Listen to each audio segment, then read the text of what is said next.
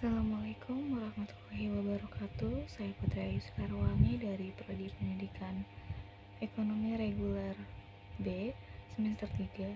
Di saat ini saya ingin menjelaskan beberapa untuk tugas UTS, mata kuliah, kurikulum buku dan teks. Yang pertama ada konsep dasar ilmu ekonomi. Ilmu ekonomi sebagai salah satu cabang ilmu pengetahuan yang berdaya upaya untuk memberikan pengetahuan dan pengertian tentang gejala-gejala masyarakat yang timbul karena perbuatan manusia dalam usahanya untuk memenuhi kebutuhan atau untuk mencapai kemakmuran. Ilmu yang mempelajari perilaku manusia dan masyarakat, bagaimana membuat pilihan dengan menggunakan uang atau tidak, dalam memanfaatkan sumber daya yang terbatas guna memenuhi kebutuhan yang tidak terbatas dan mencapai kemakmuran dalam hidup. Ilmu ekonomi adalah salah satu cabang ilmu dari ilmu sosial yang mempelajari tentang aktivitas manusia yang berhubungan dengan kegiatan produksi, kegiatan distribusi, dan kegiatan konsumsi terhadap barang dan jasa tertentu di suatu wilayah. Selanjutnya ada masalah ekonomi. Yang pertama, masalah produksi. Untuk memenuhi kebutuhan manusia, barang dan jasa harus disediakan untuk mencapai tujuan tersebut. Produsen harus mengetahui barang dan jasa apa yang dibutuhkan masyarakat. Alhasil, untuk memenuhi permintaan yang begitu besar, produsen harus mengetahui jenis barang dan jasa yang dibutuhkan konsumennya. Yang kedua, masalah distribusi. Masalah lainnya adalah bagaimana mendistribusikan produk dengan benar kepada konsumen. Distribusi adalah pendistribusian barang atau jasa dari produsen ke konsumen sehingga produk tersebut tersebar luas. Intinya, tujuan distribusi adalah agar produk produsen tersebar lebih luas dan menjangkau konsumen. Setelah produk dipasarkan, produk tersebut dapat dikonsumsi. Yang ketiga adalah masalah konsumsi. Setelah barang dan jasa sampai ke konsumen, pertanyaan selanjutnya adalah apakah akan mengonsumsi atau membuang barang karena harga yang tidak terjangkau. Ini adalah pertanyaan lain yang harus dijawab oleh pabrikan sebagai pabrikan produk. Di sisi lain, sebagai konsumen, kita harus bisa meningkatkan pendapatan untuk mendapatkan produk yang kita inginkan. Selanjutnya, kebutuhan dan keinginan skala prioritas. Kebutuhan adalah segala sesuatu yang dibutuhkan wajib atau dipenuhi oleh manusia untuk menunjang aktivitas sehari-hari. Keinginan adalah kebutuhan yang tidak wajib dipenuhi oleh manusia, karena tujuan pemenuhan kebutuhannya hanya bersifat kepuasan. Skala prioritas adalah ukuran kebutuhan yang didasarkan pada tingkat kebutuhan atau kepentingan. Motif ekonomi adalah semua yang berhubungan dengan alasan, motivasi, atau dorongan dan kegiatan yang dilakukan individu, organisasi untuk melakukan suatu kegiatan ekonomi.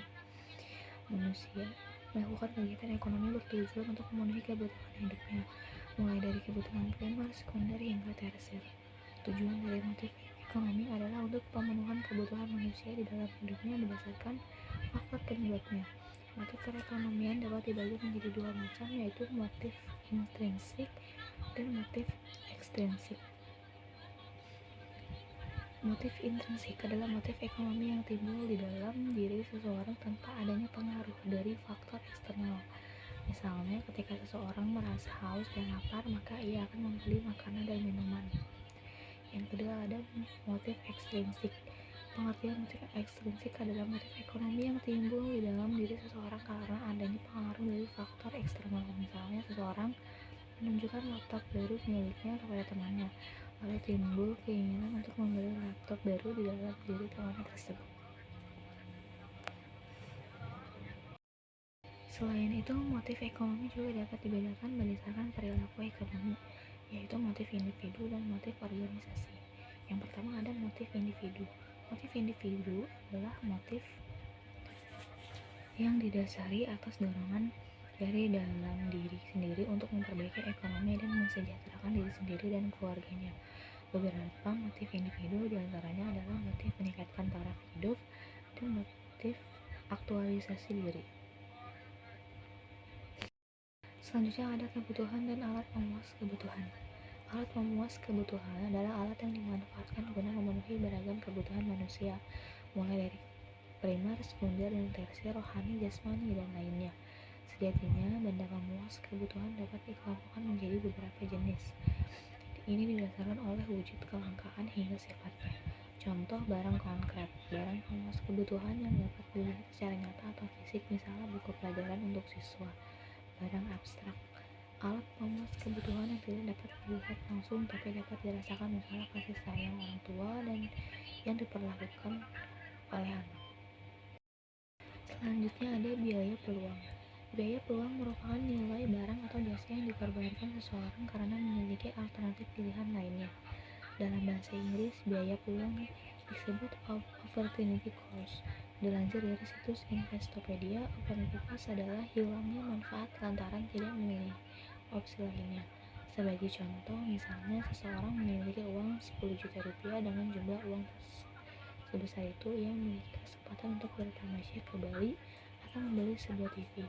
Jika ia memilih untuk membeli TV, maka ia akan kehilangan kesempatan untuk menikmati keindahan Bali. Selanjutnya ada ciri-ciri biaya peluang. Perhitungan biaya peluang tidak selalu berhubungan dengan uang, memiliki banyak kemungkinan terkait dengan penggunaannya. Pengambilan keputusan biaya peluang tergantung pada tujuan dan situasi perusahaan atau individu. Biaya peluang biasanya merupakan suatu kebutuhan sekunder atau tersir. Selanjutnya ada prinsip ekonomi. Prinsip ekonomi adalah panduan dalam kegiatan ekonomi untuk mencapai perbandingan rasional antara pengorbanan yang dikeluarkan dan hasil yang diperoleh.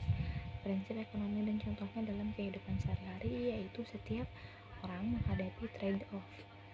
Yang kedua, dibutuhkan biaya untuk memperoleh sesuatu, harus rasional untuk mendapatkan keuntungan, respon terhadap intensif, perdagangan yang saling menguntungkan, pasar adalah tempat kegiatan ekonomi, pemerintah memegang peranan di pasar. Baik, itu saja yang bisa saya jelaskan, kurang lebihnya mohon maaf. Wassalamualaikum warahmatullahi wabarakatuh.